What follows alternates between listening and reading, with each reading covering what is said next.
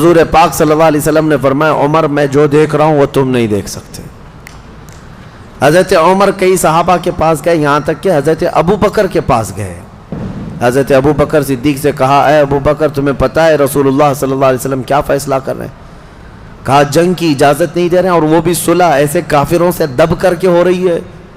حضرت ابو بکر صدیق نے سنا اور اس کے بعد ان کا کندھا پکڑ کر کے ہلایا ان کو، حضرت عمر کو، کہا الزم غرضک یا عمر، اے عمر اپنی عزت کو سنبھال کر بات کر، غیرت میں رہ کر کے بات کر، اس لیے کہ وہ اللہ کے رسول ہیں، عام انسان نہیں ہے، ان کا جو فیصلہ ہے وہی شریعت ہے۔ حضرت عمر رضی اللہ تعالیٰ عنہ اس کے بعد ایک جملہ بھی نہیں کہے۔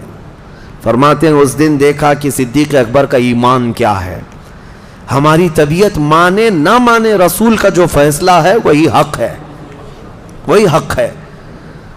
حضرت عمر رضی اللہ تعالیٰ عنہ کا یہ معاملہ تھا۔ اس کے بعد صلح تو ہوئی، اتفاق دیکھیں اس وقت ابھی صلح مکمل ہونے سے پہلے ہی ایک صحابی تھے جو مکہ سے جان چھڑا کر کے ان کے پاس آ گئے تھے، ان کو بہت ظلم کیا جاتا تھا۔ نبی پاک صلی اللہ علیہ وسلم کے صحابہ کے پاس آئے، ان کو بہت مارتے تھے مکہ والے، جان چھڑا کر کے آئے، صحابہ کے درمیان آئے تو خوش ہو گئے، لیکن مکہ کے کفار و مشرکین نے کہا ہمارا ایگریمنٹ ہے کہ ہمارے یہاں سے بھاگ کر کے کوئی آئے گا تو آپ اسے واپس کریں گے۔ حضور صلی اللہ علیہ وسلم نے صحابہ سے کہا کہ ان کو واپس بھیج دو۔ کس دل کے ساتھ بھیجتے مجھے بتائیں؟ وہ ایک مظلوم مار کھا رہے ہیں مکہ میں، ساری چیزیں ہیں، صحابہ اکرام وہ مکہ کے کفار کے سامنے اڑ گئے کہ کوئی ان کو چھو کر کے دکھاؤ، لیکن فرمان رسول آ گیا، اے میرے صحابہ چھوڑ دو، ہم عہد کے پابند ہیں، ہم عہد و پیمان والے ہیں۔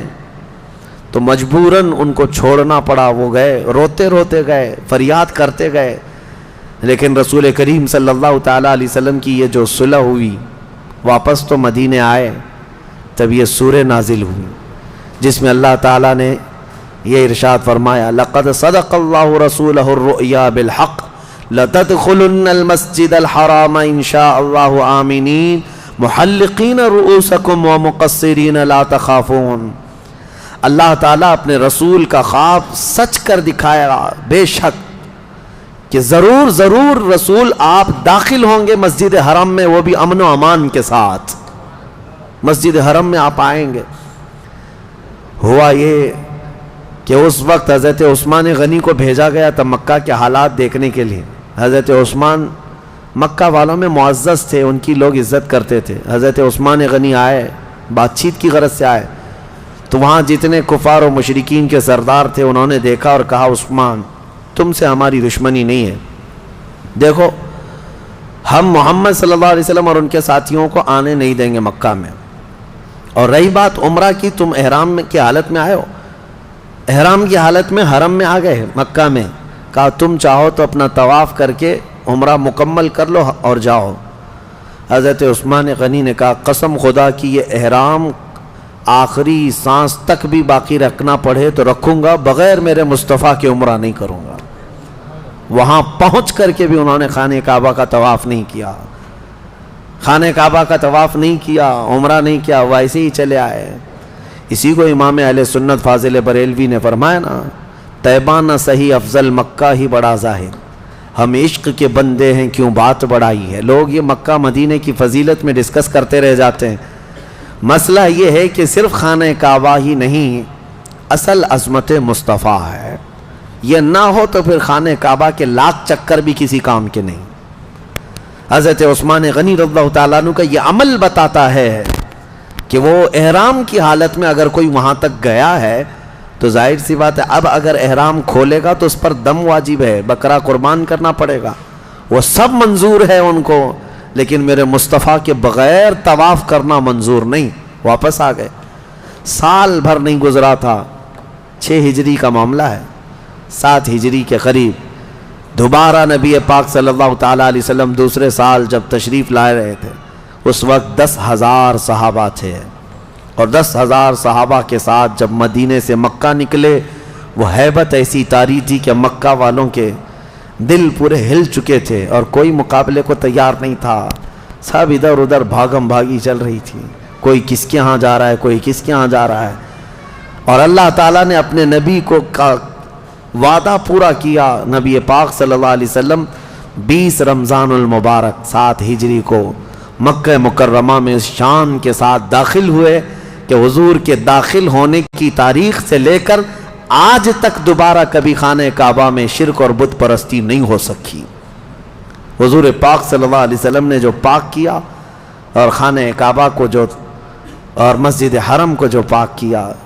بہرحال یہ فتح مکہ میں نے اس سے قبل بھی بتایا تھا.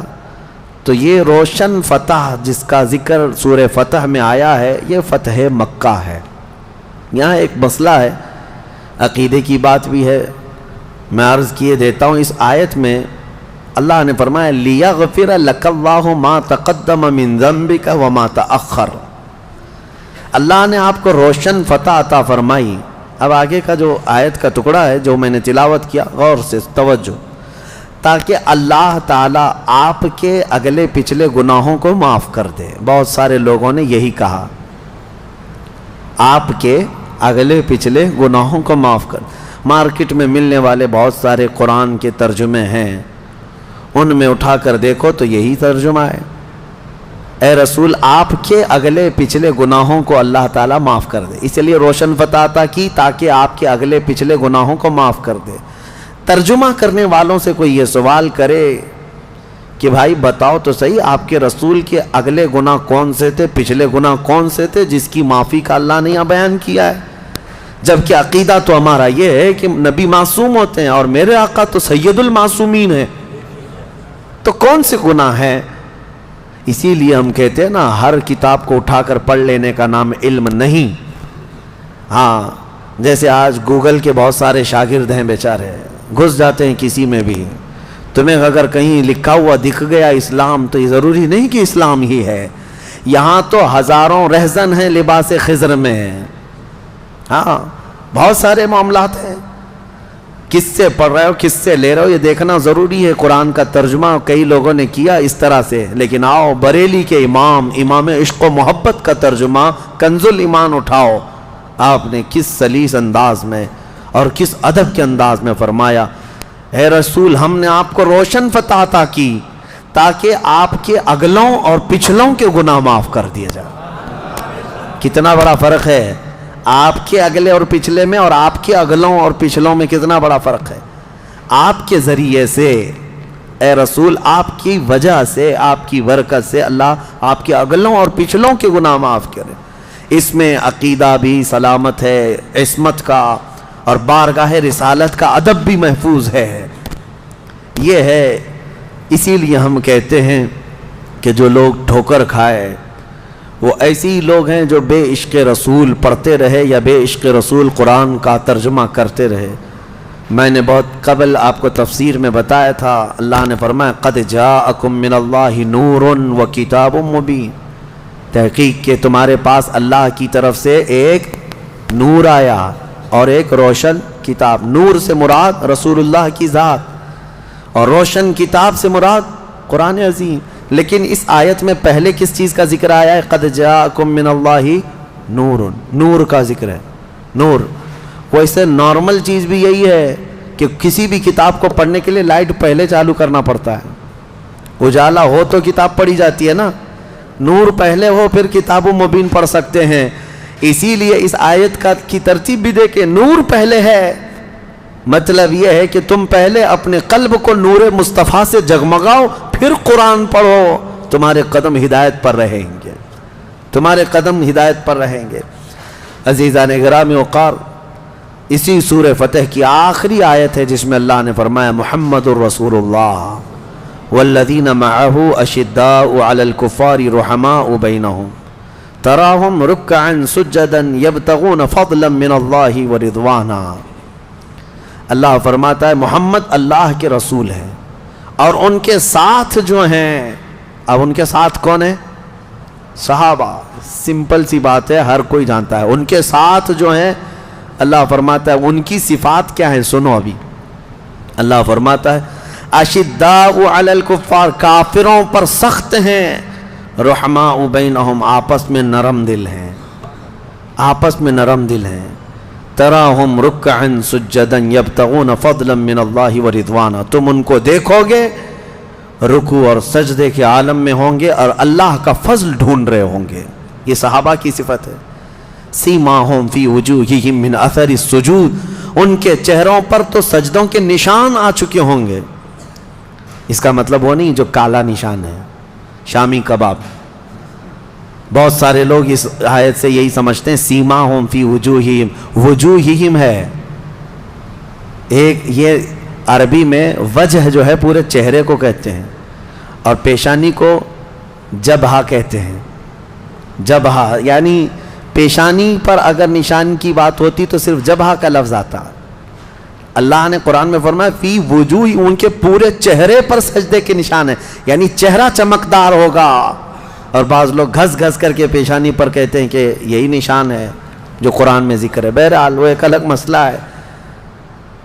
हम भी बहुत सालों से सजदे कर रहे हैं, बहुत सालों से हम भी नमाज पढ़ रहे हैं। बहरहाल जो सहाबा इकराम रिज़वानुल्लाह ताला अलैहिम मजमईन की सिफत आई है उस पर मुझे बात करना है। क्या है? अशिद्दाउ अलल कुफ़ार रुहमाउ बैनहुम, वो काफिरों पर सख्त हैं और आपस में नरम दिल हैं। ए मुसलमानों, कहीं इसको तुमने पलट तो नहीं दिया, कहीं इसको उलट तो नहीं दिया कि अब आपस में बहुत सख्त हो गए और दूसरों के लिए नरम हो गए?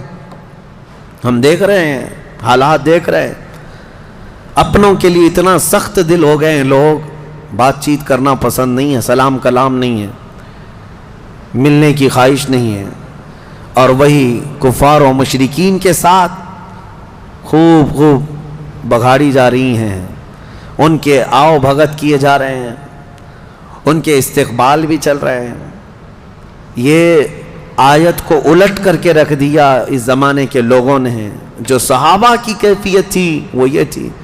आपको पता है सहाबा इकराम रिज़वानुल्लाह ताला अलैहिम अजमाइन कोई रू रियायत नहीं करते थे अगर उसके अंदर ईमान नहीं है तो। आज ही के दर्स में मैंने सुबह बताया जंग ओहद में अबू आमिर राहिब, जिसको पूरे मदीने वाले चाहते थे, वो राहिब के नाम से मशहूर था, वो मक्का भागकर चला गया था जब हुजूर आए थे मदीने, और मक्का वालों को भड़का करके ओहद के मैदान में लाया था। और उसने ये कहा था कि ऐ लोगों, पूरा मदीना मेरा, जैसे आज कहते हैं फ़ैन फॉलोइंग है, हाँ एक बात पर सब टूट पड़ेंगे, चलो मैं जब जाऊंगा पुकारूंगा मदीने वाले साहब मोहम्मद का साथ छोड़कर मेरी तरफ आ जाएंगे सल्लल्लाहु अलैहि वसल्लम। तो अबू आमिर राहिब आया मैदान में और पुकारने लगा, है मदीने वालों देखो मैं आ गया, मेरी तुम बड़ी इज्जत करते थे, मेरी बड़ी खातिर तवाज़ो करते थे। वो बाबा था मदीने का, लोग उसकी इर्द गिर्द घूमते ही रहते थे, हुजूर के आने से पहले की बात। और वो जलन के मारे भाग कर गया था मक्का से, मदीने से। अब जब वो ललकारने लगा तो जानते हो जो बरसों से उसको राहिब कहते थे वो अंसार सहाबा आगे बढ़ते हैं और कहते हैं, हाँ अबू आमिर राहिब, अबू आमिर हम तुझे अच्छी तरह पहचानते हैं, तू फासिक है, अदुवुल्लाह है, तो अल्लाह का दुश्मन है, रसूलुल्लाह का दुश्मन है, हम अच्छी तरह तुझे जानते हैं। और जब उसको सब सहाबा ने ललकार दिया तो एक सहाबी आगे बढ़कर के आए, अबू हज़रत हंज़ला, कहा रसूल पाक सल्लल्लाहु अलैहि वसल्लम से अर्ज़ किया, आका मुझे इससे लड़ने की इजाज़त दे, मैं इसकी गर्दन मार के आऊँ। जानते हैं ये हंज़ला कोई और नहीं, उसी अबू आमिर के बेटे हैं, सगे बेटे हैं, जो ललकार रहा है मैदान में। हुजूर ने इजाज़त नहीं दी गर्दन मारने की, कहा मुनासिब नहीं लगता कि तुम बेटे हो और अपने बाप की गर्दन मार दो। रसूल करीम सल्लल्लाहु अलैहि वसल्लम ने उन्हें रोक दिया। लेकिन जब वो अबू आमिर वापस गया अपनी कुफ़ार मक्का के दरमियान, सब उसके पीछे पड़ गए, कहा तू तो बड़ी बड़ी बातें करके आया था कि तुझे देखकर पूरे मदीने वाले मोहम्मद का साथ छोड़ देंगे, यहाँ तो हाल ये है कि तेरा बेटा ही तेरी गर्दन मारने के लिए आ गया है। वो कहता है गज़ब का जादू किया है मोहम्मद ने, नाऊज़ु बिल्लाहि मिन ज़ालिक। मेरे अजीज़ों, जादू नहीं, यही ईमान पिलाया है मेरे आका ने। सहाबा का यही तो था मसलक, यही मशरब, यही अशिद्दाउ अलल कुफ़ार, वो चाहे कोई भी हो, बाप हो कि बेटा हो कि भाई हो, कोई भी हो, वो सख्त थे इन मामलात में। रुहमाउ बैनहुम, और आपको पता है बद्र के मैदान में इतने रिश्ते हैं, बताएं तो एक बड़ी तवील दास्तान है। इधर कुफार की तरफ मामू है, यहाँ सहाबा में भांजा है, इधर बाप है, उधर बेटा है, इधर भाई है, उधर एक भाई है, इधर चाचा है, उधर भतीजा है, कितने मामले। हज़रत अली करमल्लाहु वजहुल करीम इधर हैं हुजूर सल्लल्लाहु अलैहि वसल्लम की तरफ, हज़रत हमज़ा यहाँ हैं, और कुफार की तरफ अब्बास हैं। हज़रत हमज़ा और अब्बास सगे भाई हैं। हज़रत अली के सगे भाई अकील बिन अबी तालिब, वो भी कुफार की तरफ से आए। कितने रिश्ते बताएं आपको। ये और बात है कि ये लोग बाद में इस्लाम लाए हैं, बाद में इस्लाम लाए। अबू जहल हज़रत उमर फारूक का मामू है, इधर हज़रत उमर इब्न खत्ताब हैं, उधर। ये सहाबा ने ये देखा ही नहीं कि हमारा इनसे क्या रिश्ता है, उन्होंने सिर्फ ये देखा है कि अगर निस्बत मुस्तफ़ा नहीं है तो ये हमारे कुछ भी नहीं लगते, कुछ भी नहीं लगते। अशिद्दाउ अलल कुफार, ये सिफत थी। अब इसका मतलब ये नहीं है, बाज़ लोग ये समझते हों कि सख्ती करने का मतलब क्या है। हम जहाँ रहते हैं कुफार और मुशरिकीन से हमारे मामलात हैं, आप तिजारत करें, अखलाक के साथ रहें, अच्छे व्यवहार करें, ठीक है, लेकिन इसका मतलब ये नहीं है कि तुम जो है मोमिनीन को साइड लगा दो और उनकी तरफ नज़र भी ना करो और तुम ये कहने लग जाओ कि नहीं ये लोग तो अच्छे हैं, ये लोगों के यहाँ ये मामला अच्छा है।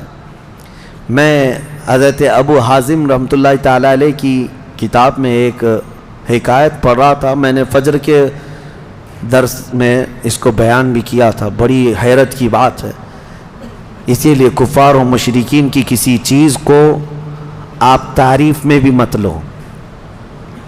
मक्का मुकर्रमा में हज के दौरान एक शख्स का इंतकाल हुआ तो उसको दफन करने के लिए जहाँ ले गए वो एक आलिम की कब्र थी, वो खोदी गई, वो लोग जानते थे उसको तो, लेकिन वहाँ वो आलिम नहीं था, एक खूबसूरत लड़की सोई हुई थी कब्र में। तो हैरत में आ गए कि इस आलिम की कब्र में लड़की कैसे दफन हो गई, लोग परेशान थे। तो इत्तेफाक से वहाँ एक शख्स जो हज पे आया था वो लड़की को जानता था, कहा यह हमारे इलाके की, वो जिस मुल्क से आया था वो कहता है मैं इसको अच्छी तरह जानता हूँ, ये पूरी ईसाई लड़की थी, ये कन्वर्ट हुई थी, इस्लाम कबूल की थी, लेकिन इसका पूरा ख़ानदान ईसाई है, मैं इसको अच्छी तरह से जानता हूँ और इसने अपना ईमान छुपाया था और कुछ दिनों पहले ये बीमार हुई, इंतकाल कर गई, इसको तो वहाँ मरते हुए हमने देखा, ये यहाँ कैसे है। लोगों ने कहा तुझे शुबा तो नहीं हो रहा, कहा नहीं यकीन है मुझे, पूरा का पूरा यकीन है।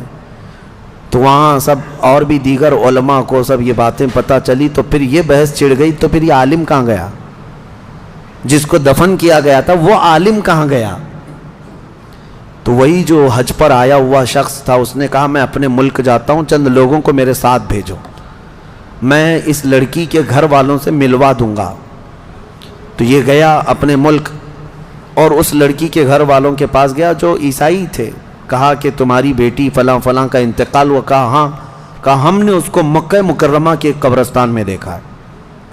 कहा ऐसे कैसे हो सकता है, पॉसिबल नहीं, हमने तो उसको अच्छे आखिरी रसूमात के साथ अच्छे तरीके से दफन किया अपने कब्रिस्तान।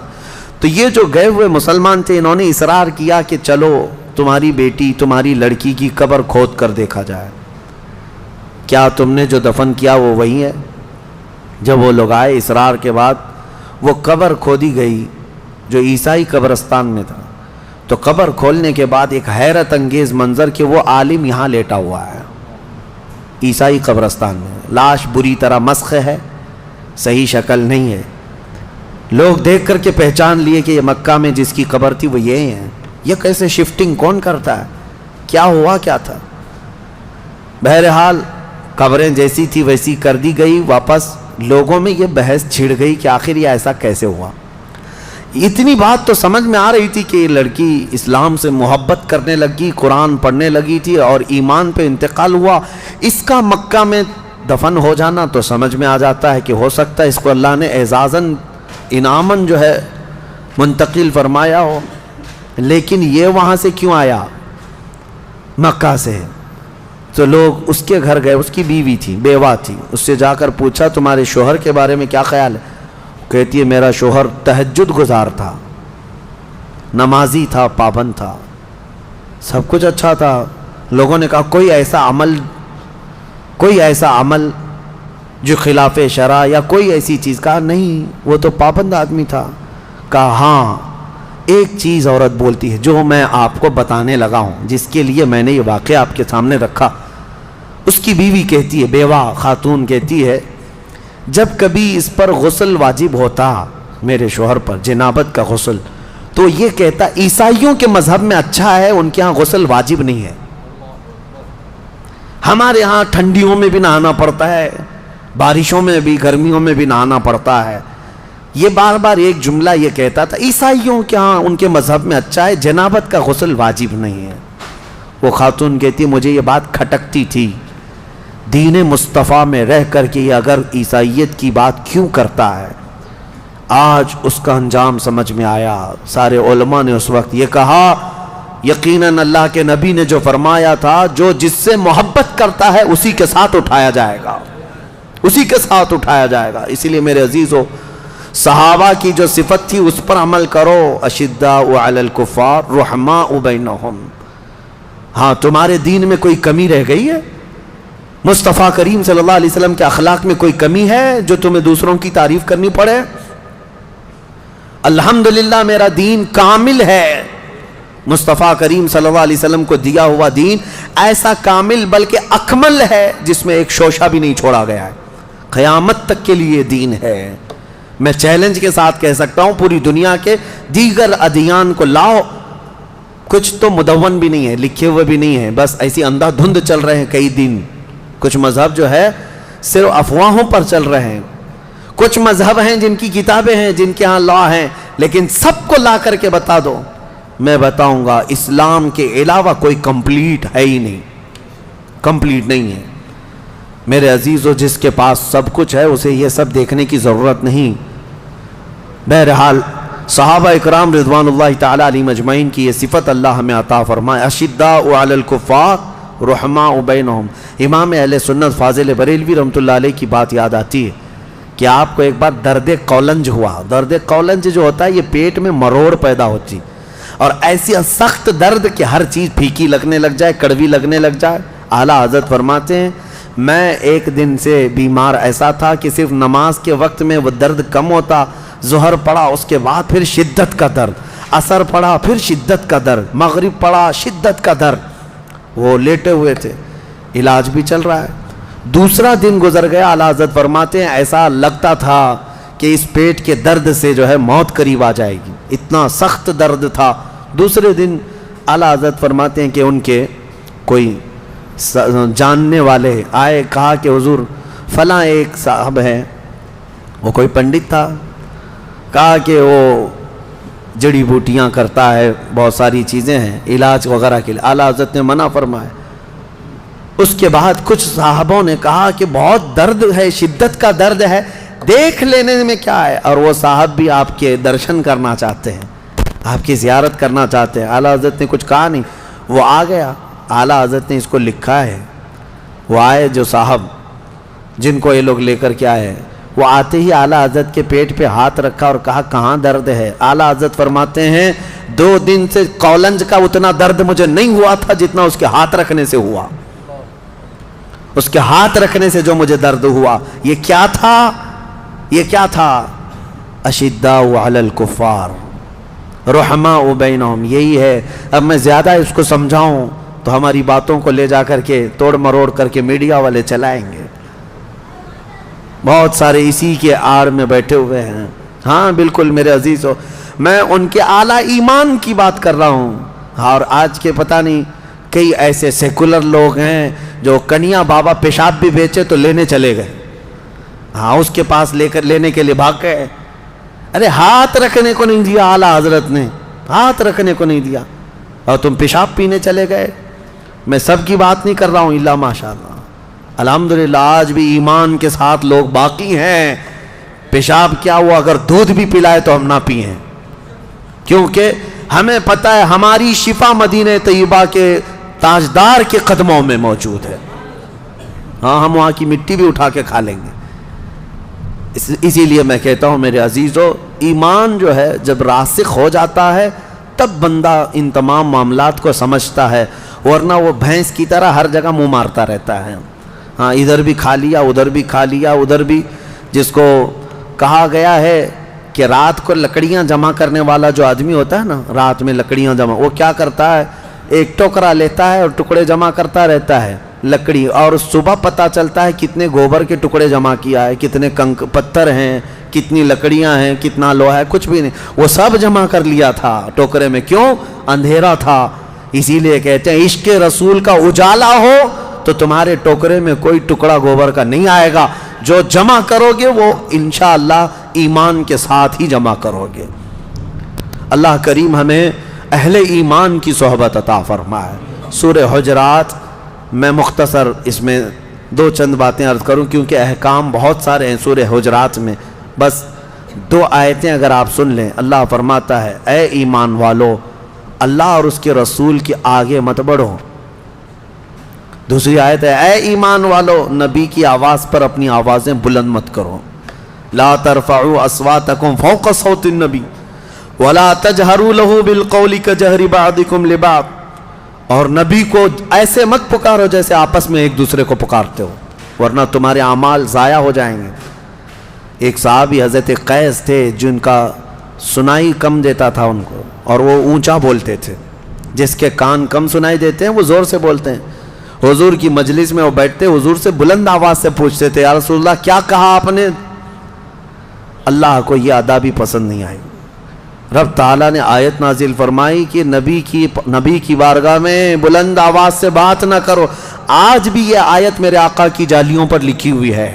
آج بھی ہے، آج بھی ہے. لوگوں وہاں سے گزرنے کے وقت آج بھی وہی احکام ہیں.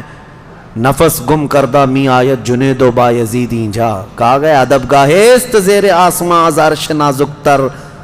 آسمان کے نیچے ایک ایسی جگہ ہے جو عرش سے بھی نازک ہے. یہاں جنید بغدادی اور بایزید بسطامی جیسے اولیاء آتے ہیں، اپنی سانسیں روک لیتے ہیں بارگاہ مصطفیٰ میں کہ نکلنے والی سانسوں سے کہیں روضہ رسول کی بے حرمتی نہ ہو جائے. پکارنا چلانا تو الگ بات ہے.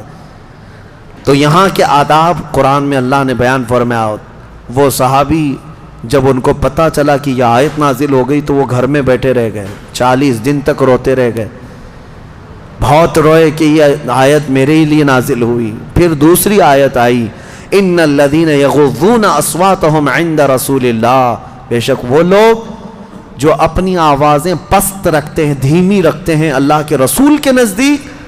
اولئک الذین امتحن اللہ قلوبهم للتقوی. یہ وہ لوگ ہیں جن کے دلوں کو اللہ نے تقوی کے لیے چن لیا ہے.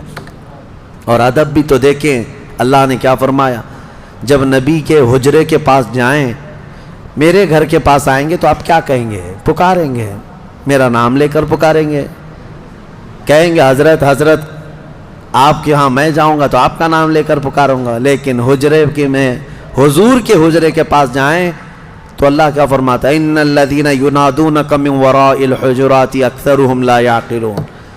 جو رسول اللہ کے حجرے کے باہر، حضور کے گھر کے باہر آ کر پکارتے ہیں ان کا نام لے کر، ان میں اکثر عقل والے لوگ نہیں ہیں.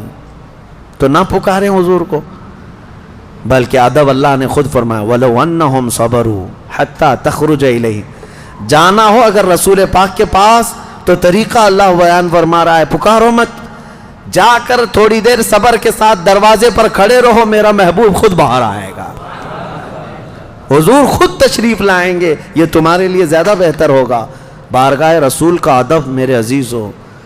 نعوذ باللہ من ذالک آج کچھ ایسے لوگ نکل پڑے جو حضور کو بالکل ہلکے انداز میں بات کر رہے ہیں، ہلکے انداز میں. کئی ایسے سوشل میڈیا کے جو دانشور کہلاتے ہیں، اب اسکالر بنے ہوئے ہیں اسلام کے، ان لوگوں نے نبی پاک کا بھی صحابہ کا بھی ایسے انداز میں نام لینا شروع کیا، نعوذ باللہ، جو عام لوگ بھی اپنا نام اس طرح نہیں لیتے.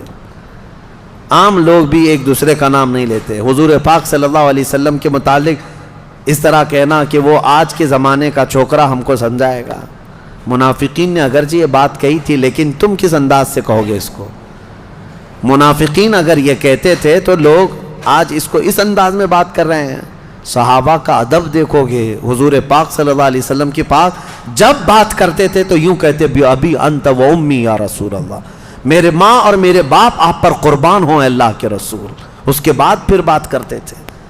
بہرحال سورہ حجرات میں اللہ تعالیٰ نے جو فرمایا، ایک حکم یہ بھی ہے، اے ایمان والو جب کوئی فاسق تمہارے پاس خبر لائے تو اس کی تحقیق کر لو پہلے کہ صحیح ہے یا نہیں خبر، ورنہ تم جیسے یہ واٹس اپ کے لیے یہ ہے، یہ حکم یہاں کے لیے بھی فٹ ہے کہ ادھر سے آیا ادھر فارورڈ ہوا، ادھر سے آیا ادھر فارورڈ ہوا، اور پتہ ہی نہیں کہاں سے آیا کہاں تک چل رہا ہے۔ ایمان والے یہ کام نہ کریں۔ یا ایھا الذین آمنوا ان جاءکم فاسق بنبأ فتبینوا، اللہ نے فرمایا اے ایمان والو جب تمہارے پاس کوئی فاسق خبر لے کر کے آئے تو اس کی تحقیق کر لو۔ میں سمجھتا ہوں یہ واٹس اپ بڑا فاسق ہے، یہ فاسق ہی تو ہے، کیونکہ اس کے پاس کوئی شرائط عدل ہے نہیں، ادھر کی ادھر اس میں سب چیزیں آتی ہیں، اچھی بھی بری بھی، لیکن تمہاری ذمہ داری ہے تحقیق کر لو۔ بغیر تحقیق کے کئی لوگ بیچارے بعد میں شرمندگی اٹھاتے ہیں۔ اللہ نے اس میں آیت میں فرمایا فَتُصْبِحُوا عَلَى مَا فَعَلْتُمْ نَادِمِينَ، کہیں ایسا نہ ہو کہ تم شرمندہ ہو جاؤ اپنے کیے پر۔ اور میں نے اس آیت کے مطابق دیکھا ایک صاحب کو دیکھا کہ وہ تقریر کیے جا رہے ہیں کسی کے خلاف، ایک بہت بڑے بزرگ کو کچھ لوگوں نے ایڈٹ کر کے، کافی زمانے پہلے کی بات ہے، ابھی واٹس اپ نیا نیا رہ رہا تھا، یعنی 2015-14 کے اس وقت آ چکا تھا، لیکن زیادہ طور پر اتنا وائرل نہیں ہوتی تھی چیزیں۔ تو وہ کسی نے ایڈٹ کر کے ایک بزرگ کی تصویر کسی ایک غیر مسلم کے ساتھ لگائی اور کہا دیکھو یہ آپس میں مل رہے ہیں۔ مولانا صاحب کو اتنا ہی دکھا اور اس پر پورے تقریر کر ڈالی، کہا اتنے بڑے بڑے بزرگ بہک گئے ہمارے، بھٹک گئے ہمارے، اب کیا ہوگا۔ دوسرے دن نوجوانوں نے آ کر کے کہا کہ حضرت یہ ریئل تصویر ہے ہی نہیں، یہ تو کسی نے ایڈٹ کر کے بھیجا ہے۔ کہا اچھا ایسا ہے۔ دوسرے جمعہ پھر توبہ کرنا پڑا، پورے توبہ پہ تقریر کرنی پڑی۔ تو ہم نے دیکھا شرمندگی ہوئی۔ یہ ہوتا ہے کہ ہمارے کیے پر بعد میں شرمندگی ہوگی۔ فاسق جب کوئی خبر لائے تو تحقیق کرو اس کی۔ اور اللہ تعالیٰ نے فرمایا وَلَا تَنَابَزُوا بِالْأَلْقَابِ، لوگوں کو برے ناموں سے مت پکارو، برے ناموں سے مت پکارو۔ اور اللہ نے یہ بھی فرمایا اے ایمان والو بہت زیادہ بدگمانی کرنے سے بچو، کسی کے بھی بارے میں بدگمانی کرنا اور غیبت کرنے کے بارے میں اللہ نے فرمایا کہ کیا تم میں سے کوئی یہ چاہتا ہے کہ تمہارے مرے ہوئے بھائی کا گوشت کھائے؟ جو مسلمان کسی مسلمان کی غیبت کرتا ہے وہ اپنے مردہ بھائی کا گوشت کھاتا ہے۔ اللہ کریم ہم سب کو ان تمام سیئ افعال سے محفوظ فرمائے، ہمیں عشق رسول کی دولت عطا فرمائے۔ دعا یہی ہے کہ مولا کریم تیرے رسول کے جلووں میں زندگی عطا فرما اور ان کے قدموں میں موت عطا فرما۔ وآخر دعوانا ان الحمد للہ رب العالمین۔